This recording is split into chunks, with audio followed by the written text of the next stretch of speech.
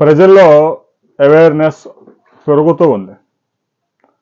సహజంగా అధికారంలోకి రావడానికి ఆయా పార్టీలు ఉచిత హామీల పేరుతో ఉద్యోగాలు చేసి ఇన్కమ్ ట్యాక్స్ కడుతున్న వారిని, వేల కోట్ల కార్పొరేట్ ట్యాక్స్ కడుతున్న కంపెనీలు, మధ్యతరగతి ప్రజల నుంచి పిండిన డబ్బుతో కొంతమందికి ఉచిత పథకాల పేరుతో మేపి కనీస సదుపాయాలు కల్పించడంలో నిర్లక్ష్యం వహిస్తూ ఉన్నాయి.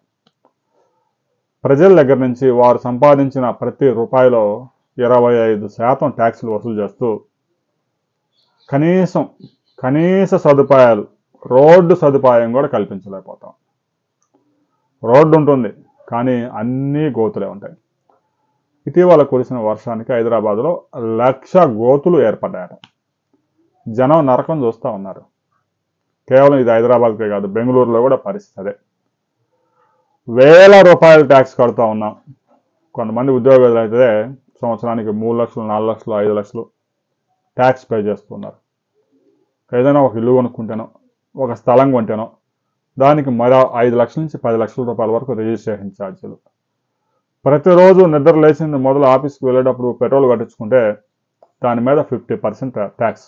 ఈ విధంగా ట్యాక్సులు వసూలు చేయడంలో ప్రభుత్వం చూపుతున్న శ్రద్ధ రోడ్లు నిర్మించడంలో, వాటిని నిర్వహించడంలో, అంటే గోతులు పూడ్చి చక్కగా రోడ్లు ఉంచడంలో ఫెయిల్ అవుతా ఉన్నాయి. దీంతో కర్ణాటకలో ప్రజలు తిరగబడ్డారు. పన్నులు చెల్లిస్తూ ఉన్నాము, మేము ఈ గుంతల రోడ్లలో ఎందుకు తిరగాలి అని ప్రశ్నిస్తున్నారు. ఇప్పటికైనా ప్రజల్లో చైతన్యం వచ్చినందుకు అభినందించాలి.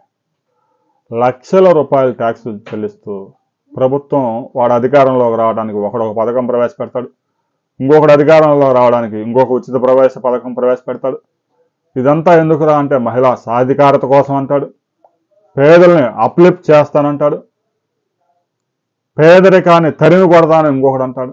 ఈ విధంగా 78 సంవత్సరాల నుంచి పేదరికాన్ని తరిమి కొట్టి రాజకీయ నాయకులు బిలియనీర్లు అయిపోయారు, కానీ పేదరికం మాత్రం పోవడంలో. మధ్యతరగతిని పినడం, ఉన్నత వర్గాల నుంచి రావాల్సిన ట్యాక్సులన్నీ పినడం, కొంతమందికి మేపడం, కనీసం రోడ్లు వేయాలన్న కామన్ సెన్స్ కూడా లేకుండా ప్రభుత్వాలు ఈ ఉచిత పథకాల్లో మునిగిపోయాయి. జనంలో తిరుగుబాటు మొదలైంది.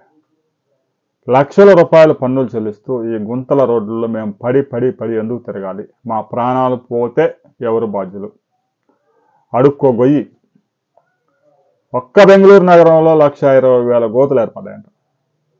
వాటిని గోతులు పూడ్చడానికే ప్రభుత్వం 1,000 కోట్ల రూపాయలు విడుదల చేస్తూ ఉందట.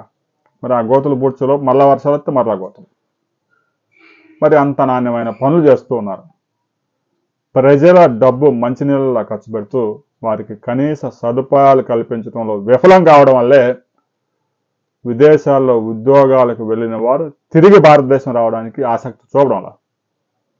విదేశాల్లో ఉన్న సదుపాయాలు మన దేశంలో కూడా క్రియేట్ చేసుకుంటే విదేశాలకు వెళ్ళిన వారు అక్కడ ఎందుకుంటారు? భారతదేశంలో వచ్చి సెటిల్ అవుతారు. సంపన్నులు భారతదేశానికి వస్తే భారతదేశం యొక్క వెల్త్ కూడా పెరుగుతుంది, ఆదాయం, ప్రభుత్వాల ఆదాయం పెరుగుతుంది. అలా కాకుండా మేధావులంతా వలస వెళ్ళిపోతూ ఉన్నారు, సంపన్నులంతా ఎన్ఆర్ఐలుగా మారి విదేశాలకు వెళ్ళిపోతున్నారు. ఒక్కరు కూడా తిరిగి రావడం లేదు. ఎందుకు? ఇక్కడ అరాచక పాలన. రోడ్లు సరిగా ఉండవు, కరెంట్ ఎప్పుడు వస్తుందో ఎప్పుడు పోతుందో తెలియదు, వేసవి కాలం వస్తే నీళ్ళు కోసం కొట్టుకొని సావాలి, కింద కుక్కలు పైన కోతులు. ఈ విధంగా మనుషుల జీవనం అస్తవ్యస్తం తయారు చేస్తున్నారు. అధికారంలోకి రావడమే లక్ష్యంగా ఉచిత పథకాల పేరుతో సమాజాన్ని మొత్తం సర్వనాశనం చేస్తున్నారు. దీనిపైన ప్రతి ఒక్కరూ మీ అభిప్రాయాన్ని కామెంట్ చేయండి.